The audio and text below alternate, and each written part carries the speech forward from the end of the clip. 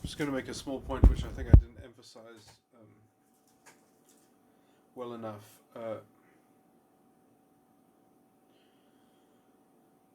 So, of course, it is difficult to sort of. I'm not even being able to describe. I can't even describe it perfectly from a technical perspective in terms of bringing the argument to them. I can try to technically break it down is that you have to show why they are wrong within their own workings out. And so you can't just say why they are wrong because of the effects of their policy. You have to show that they have a moral inconsistency in their own um, paradigm and perspective.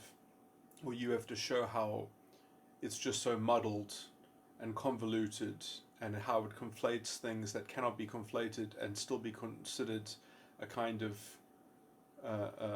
it is just not fit for purpose in so many ways from their internal use of it. That obviously is very tricky because there are paradoxes in there. There's an inconsistency in there which they're always diverting essentially by just projecting and accusing other people of things, and being able to generalize things conveniently for their partisan use, but then they don't allow the generalization of other things, which would otherwise break their paradigm.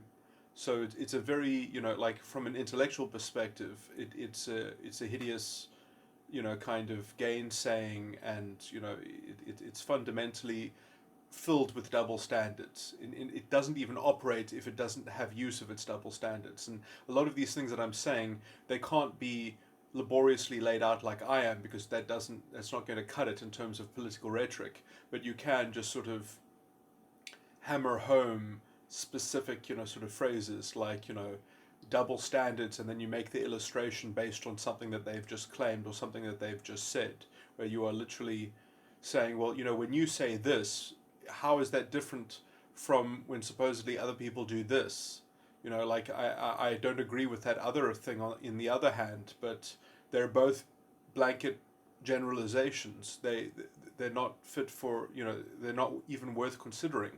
Like the idea that you're going to have a government that's going to control and micromanage everything that happens within a society, it's just it's ludicrous. It's not the function of government. um, you know, the function of government is to have institutions that can sort issues out that have been predefined and which work on a general application and which everyone knows what the standards are. Um,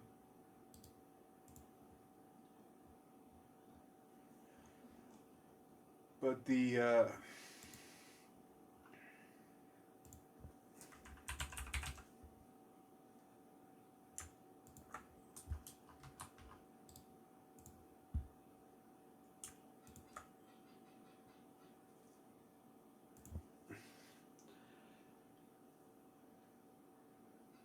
yeah, so I mean, trying to deconstruct it from something of a semblance of and a reconstruction of their sort of ideological machination.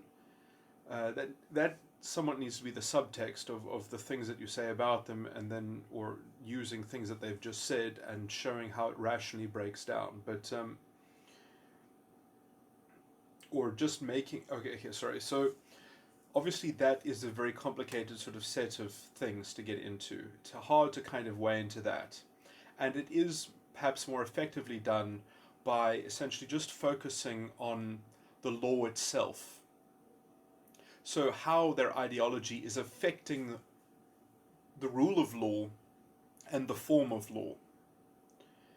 And so, in a sense, that you can use the law as a way to talk about what they're doing rationally and consistently, and talking about how it effectively corrupts the law by having essentially by applying non-principles, where essentially the form of the law is sort of obsessed with this idea of destiny, that it's not even checking its own process. Or okay, no, that's a bad sort of summary. I had a formulation of this earlier, which is why I started this recording, and now I've just sort of blanked on it. But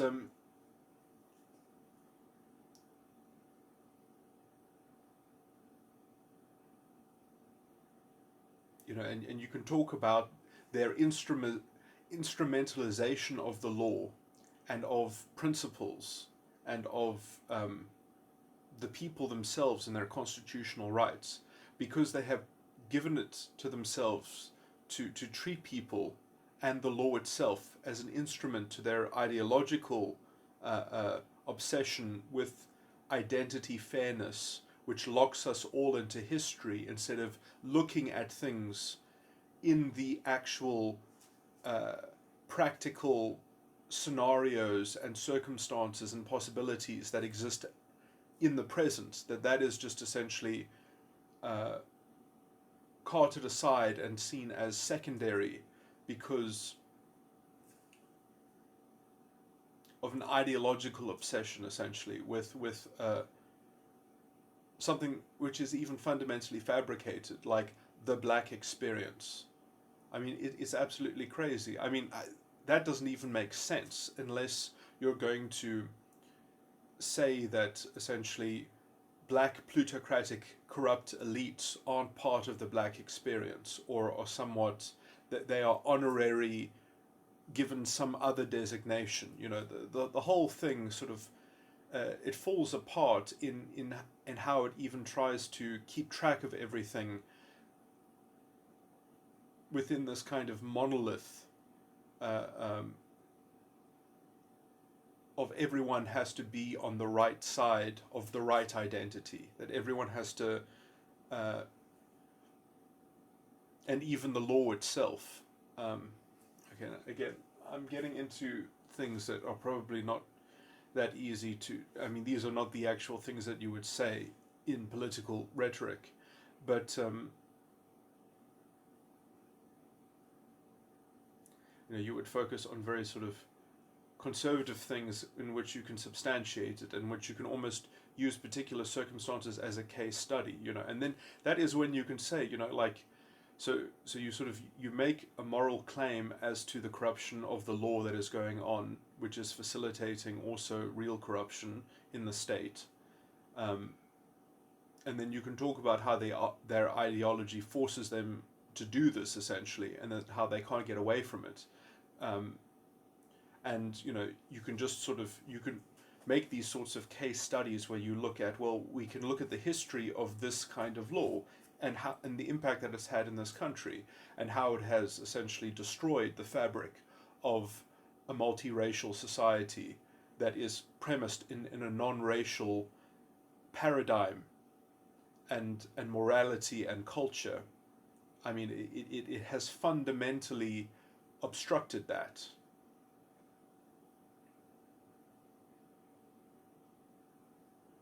This is the kind of thing that Nelson Mandela would not have signed into law, because it so obviously destroys the rule of law.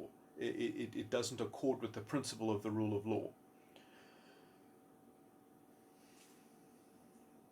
And because we have essentially been lax in those criteria for the operation of our laws, we have got laws that fundamentally facilitate corruption. Because if you don't have non-racialist criteria as to who is going to be the recipient of a program, and you're going to say that that's justified because of this generalization of a black experience that needs to have a general sort of measure of sort of counter privilege, however it's funny because it's always framed as a reactionary. It's literally, like, they did it to us first, so obviously we need to do the same thing in order to balance the books.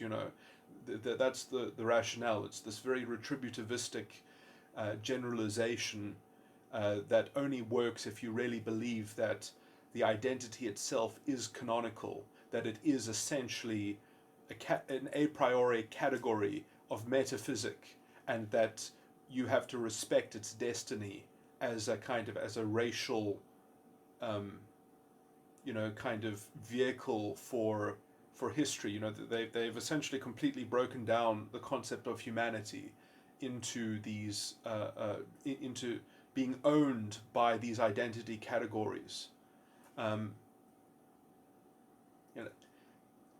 it's strange. They are, I mean, because on a technical in a technical way, they essentially say that this is the only means to the end.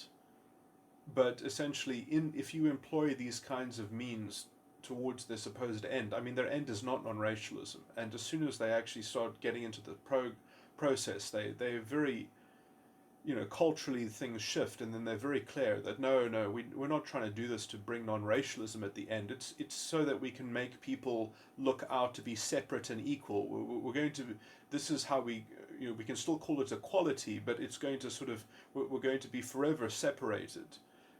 That is their kind of vision. This is the metaphysical, philosophical substrate of the Nazi philosophy and the Nazi worldview.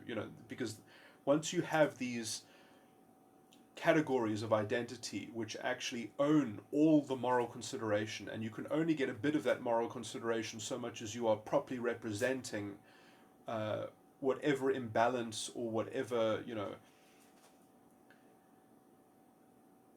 it's funny because their rationalism is so brittle because it can only be grounded if they are in the midst of a kind of the resolution phase. So they actually have to make sure that resolution phase never reaches the end point, because then they have no more will to sort of concoct and sort of they have to be excavating their dignity from history. If they don't have more history to sort of unlock and excavate, then they have no way to continue to project things onto the present and project things onto their scapegoats in order to have this idea that they're marching towards progress. So there's this very negative, it's like the converse of value. They don't have positive definitions of value. Their positive definition of value is to not be oppressed. That's all they can muster, really. And so they constantly need an antagonist.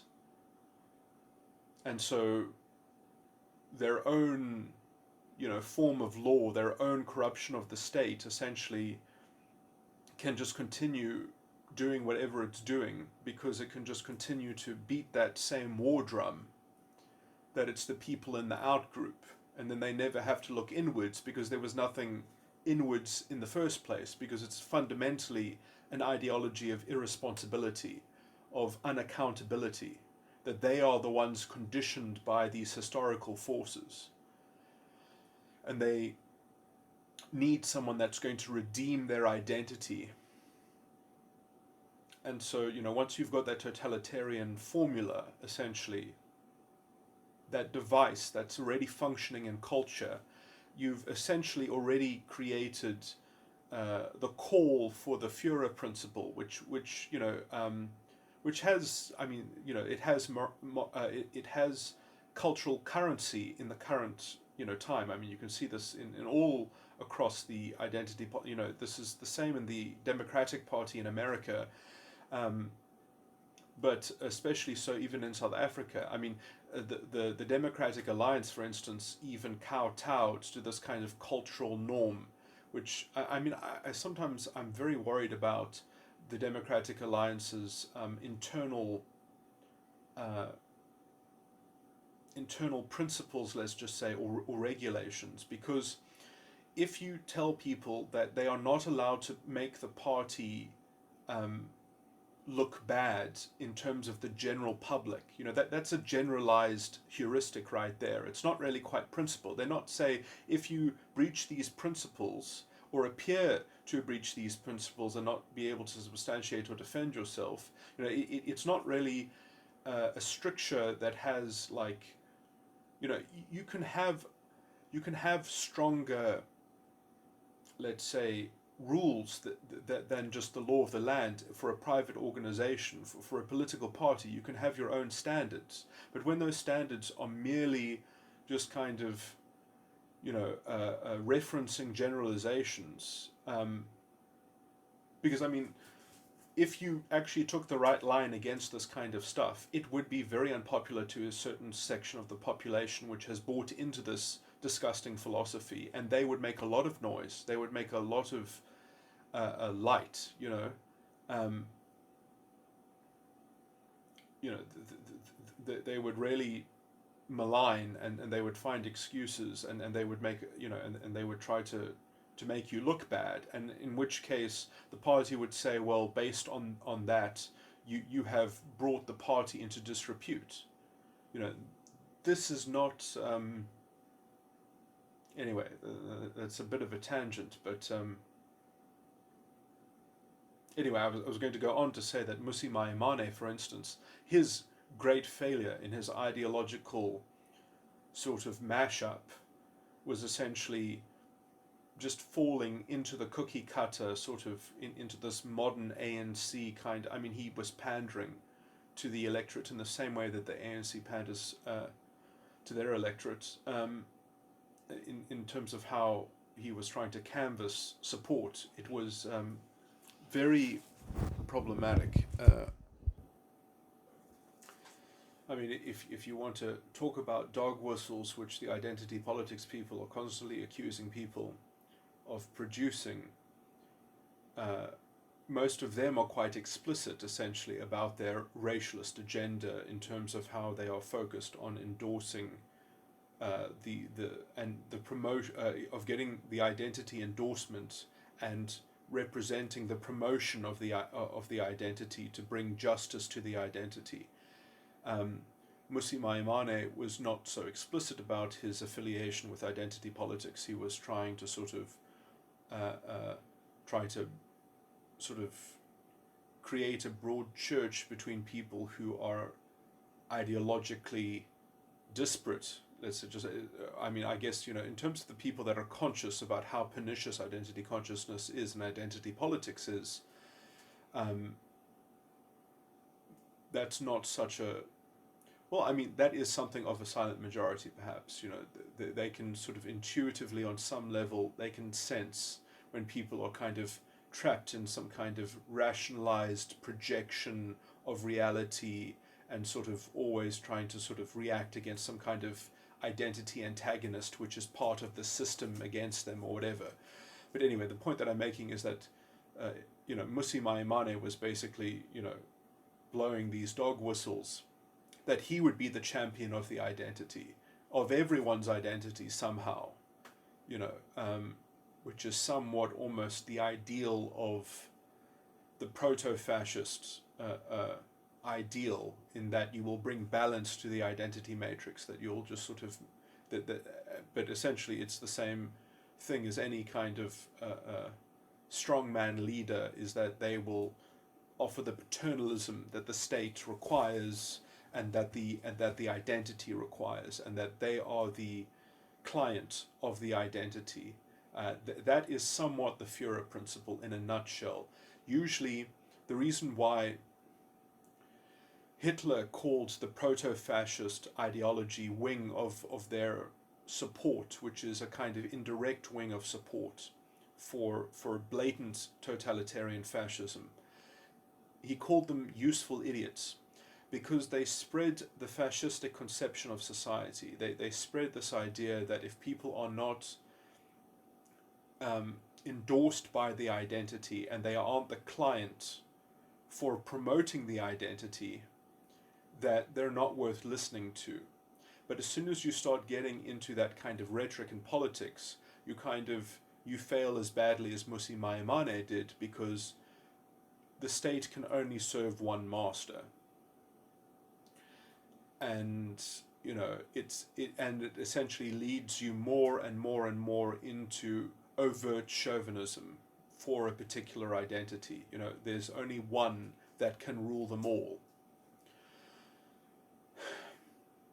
and there's only one that the law can essentially conform to in terms of its the form of law that essentially has this vision that you can sort of, that you're treating the identity foremost, and therefore you get to instrumentalize the law, and you get to instrumentalize people and individuals to conform to that overarching, kind of moral standard, if you can even call it that. But it's You know, it's a moral standard that can only prove that it's actually functioning by the more disruptive it is of general principles and general rules, by the kind of retributivist, edged, sadistically edged treatment of people, because essentially it has to produce a level of unfairness which is supposedly counteracting the unfairness of history. But you can't know that it's in the process of doing that unless you can actually see the kind of the blood, unless you can see the hurt of the right group that is meant to hurt now because it's their turn to take the collective punishment, essentially, to pay for the historical sin. And, you know, we have a Chief Justice that completely buys into this ideological reduction and these sociological reductions of the citizen, that you don't have to have qualifications for affirmative action policy and black empowerment policy. You don't actually have to have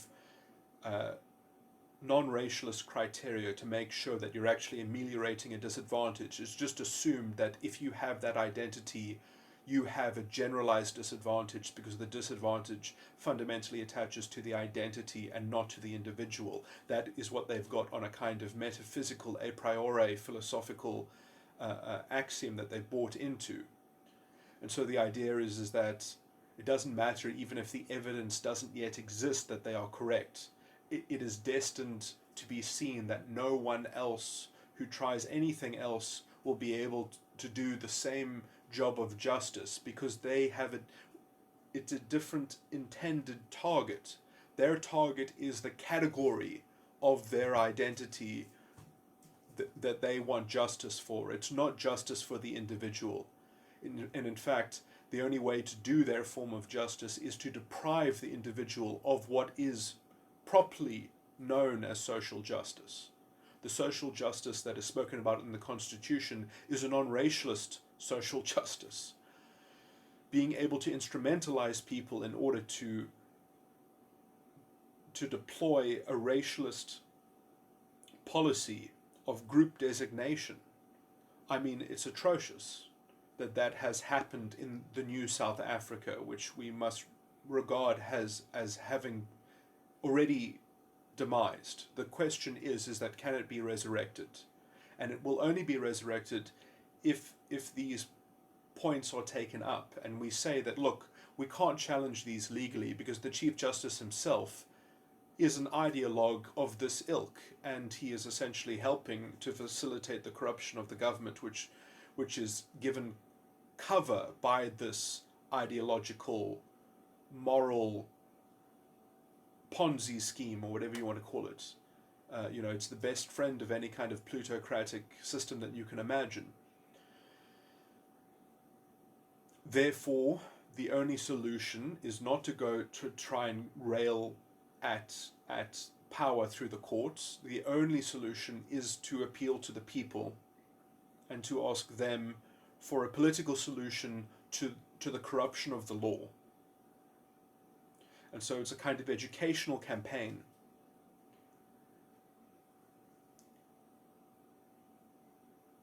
It's one in which at some point you hope that you'll be able to organize some kind of activism around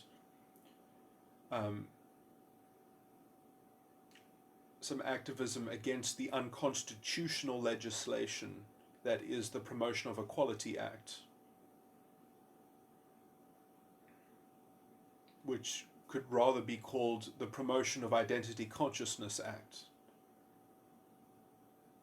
and the facilitation of a moral code which makes it easy and in fact encourages kleptocracy.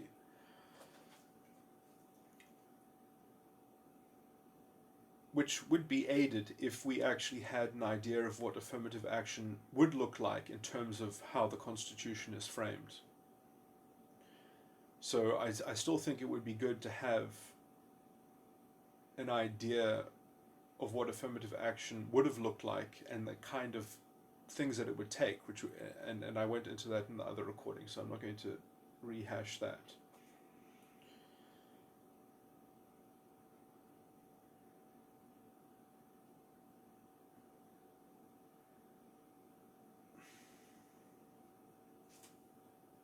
Okay. Well,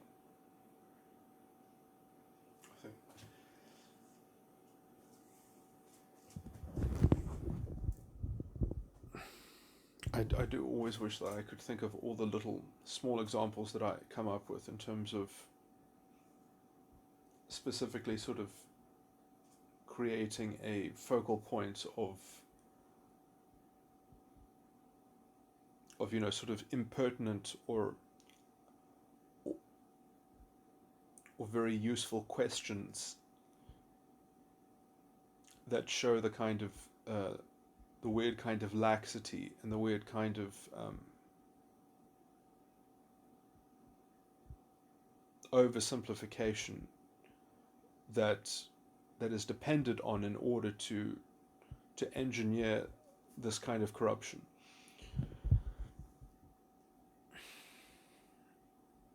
Which can be seen as a kind of as a moral and cultural corruption, which has a political component to it. I think I might have just come up at least with a technical description of what I mean when I say bringing the argument to them, which is not even perhaps that useful if you kind of get what I mean already to make the technical point. But I would say that what you have to do is you have to show their own moral standard, not their. You have to show.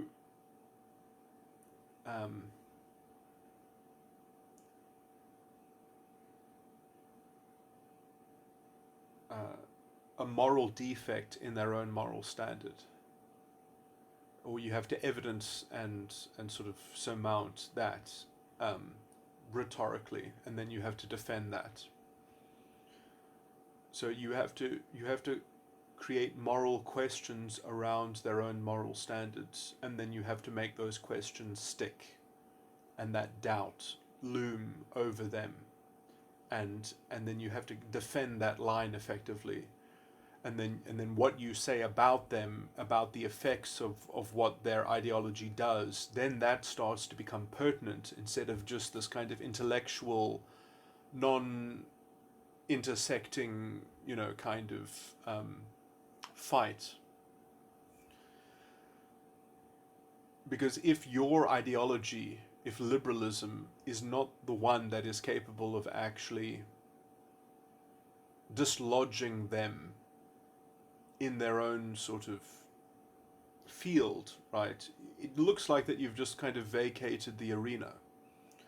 And I mean, obviously that's aided by their kind of accusations and maligning and projections, but because essentially you're not able to disrupt those tactics and you just seem to kind of take it and absorb it, and you sort of somewhat acquiesce to it being painted upon you, in that you can't refute it, and that you're not able to essentially hold the moral high ground, because you're not willing to sort of weigh into their convoluted mess. Is that you have to call it a convoluted mess at least, and then you have to sort of provide some kind of evidence and substantiation that their moral machinations and such are fundamentally are just a kind of gainsaying, and that it's cheap and easy to say those things. I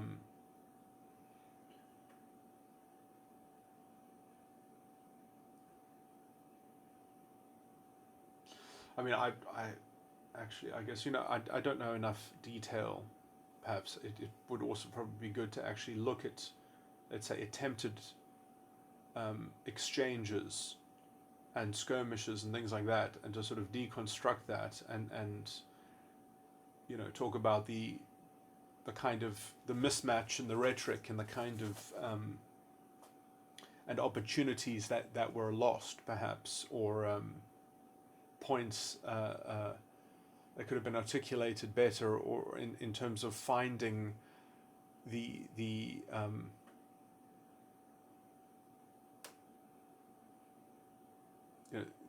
the actual linguistic, because it is a point of style, but it's also a point of substance.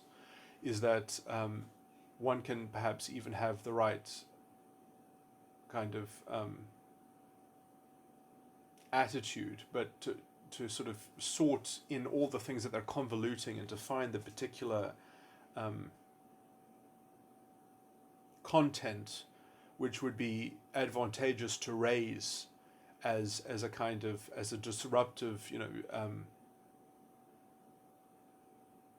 or a question to ask of their accusation, you know, so that you show them essentially to either be hysterically table thumping, or so there are ways to go about this kind of political exchange in which you can even create good sort of learning moments when these things in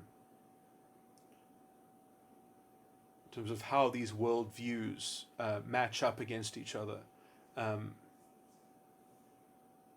how the one is able to shed light on the other.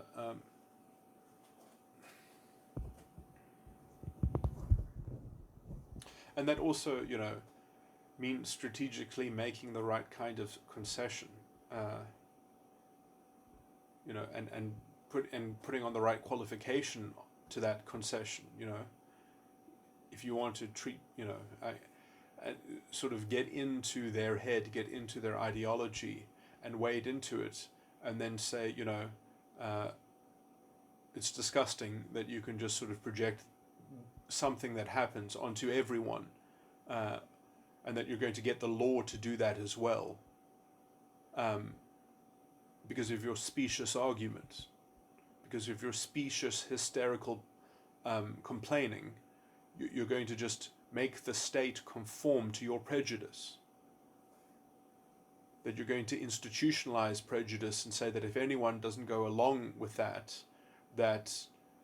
they're not helping transform society, when it's these things that are destroying small businesses and in a subtle way destroying the labor market and the signaling and the functioning of prices, and it's making things unsustainable and artificial on a fundamental level, so much so that the economy is completely dysfunctional and sabotaged. Some of those things could be neatened up that I just said, but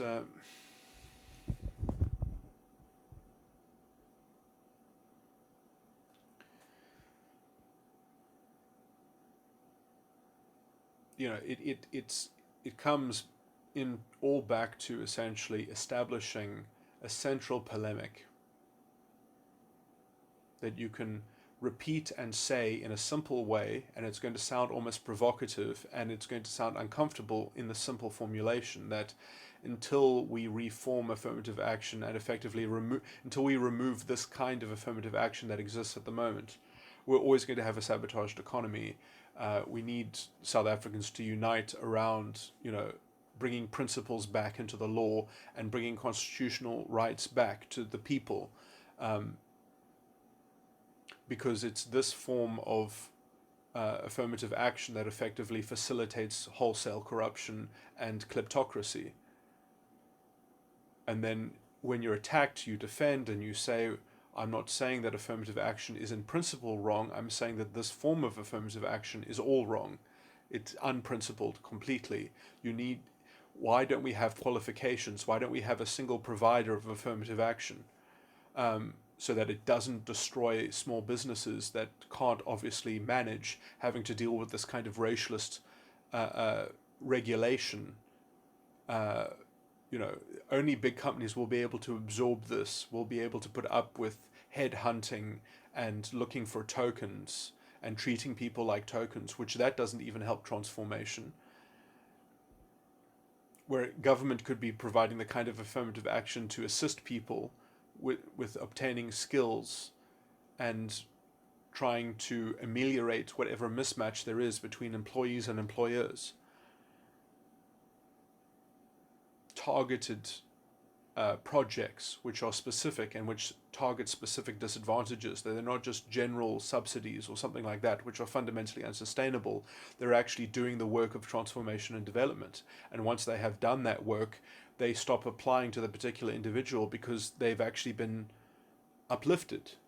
It's actually talking about tangible upliftment instead of this generalized ideological version of upliftment, which essentially means black plutocratic elites looting and taking advantage of these mandates and regulations, which effectively mean that it costs us 3 times the amount to do anything, anytime the state does anything.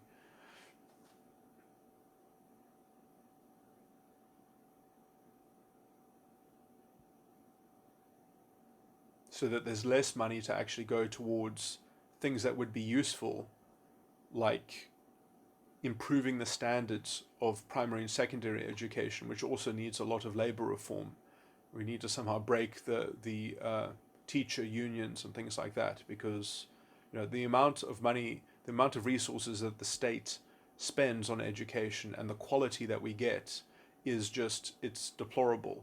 I mean, this is embarrassing, but I mean, it's also part of the ANC's general strategy, like when they didn't deliver school books to rural schools because they want essentially a rural voting bloc that they can count on and keep on promising development to, and then just give them this racialized ideology and this demagoguery instead. It's it's quite a nasty form of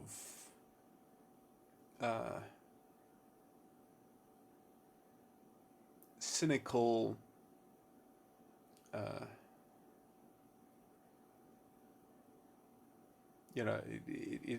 it's like the same way in which the EFF give 2 different communities the same tractor and none of them can use it. It's that form of politics. It's fundamentally concerned about how it appears in relation to the identity, and it's just it's a symbolic form of virtue, which means that you can use it to facilitate corruption because it just panders to a generalization. And who can say that who represents the generalization more? Well, actually, if you just increase the amount of black wealth because a handful of people become billionaires in a country and they're all politically connected, and so all the political class are well fed, that's the kind of state that we live in, essentially. We've already got this, and we've got the culture that essentially facilitates it. So until we actually start creating a polemic around shining a light on the corruption of this culture and how essentially how the black plutocracy is in sympathy with this culture of identity politics, it's always been. I mean, this is how it's always been. The people that think themselves to be radical and revolutionary are fundamentally completely in step with the plutocrats. Their moral paradigm is just to give more concentration of power.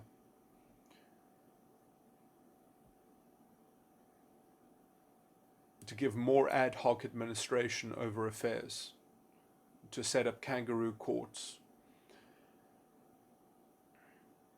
to create these codes of conduct which have nothing to do with principles and are not in line with the form of law which we should have, which has effectively been, much of the moral machinery of the new South Africa is demised. It's dead. It needs to be resurrected, and all that we are suffering from is all a symptom of that demise.